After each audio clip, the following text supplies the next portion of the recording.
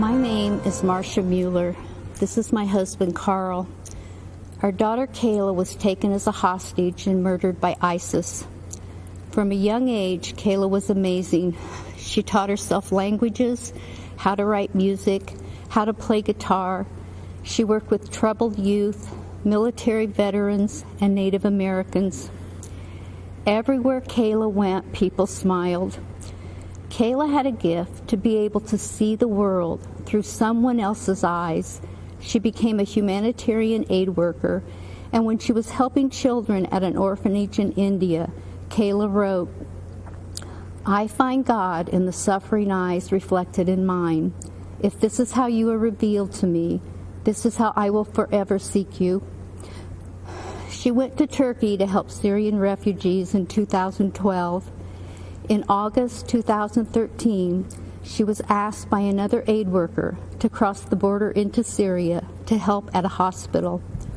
On August 4th, 2013, ISIS terrorists stopped her vehicle and took her captive. Kayla was mostly held in a 12 by 12 cell in solitary confinement. It was cold and dirty. ISIS terrorists shined bright lights in her face. They shaved her head. They beat her and tortured her. The leader of ISIS, Abu Bakr al-Baghdadi, raped her repeatedly. For 18 months, she endured.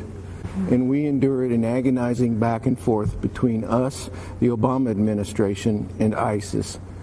We put all our faith in the government, but the government let us down. President Obama refused to meet with us until ISIS had already beheaded other Americans. To this day, we've never heard from Joe Biden. Instead, the Obama administration hid behind policy so much that we felt hopeless when they kept us from negotiating to save Kayla's life. The administration showed more concern for the terrorists in Guantanamo than the American hostages in Syria.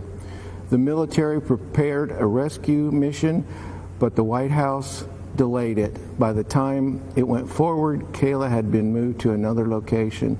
After 18 months of brutal torture, we learned from ISIS that Kayla had been killed. The Obama administration kept telling us they were doing everything they could, but their version of everything wasn't enough. What a difference a president makes.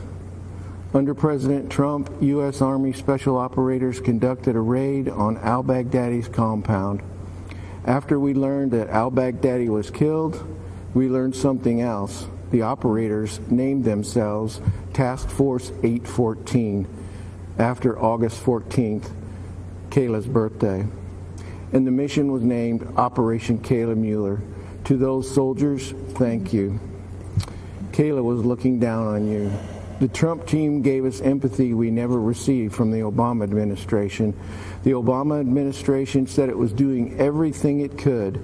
The Trump administration is. Let me just say this. Kayla should be here. If Donald Trump had been president when Kayla was captured, she would be here today. When Kayla was a hostage, I'd go outside at night and look at the moon.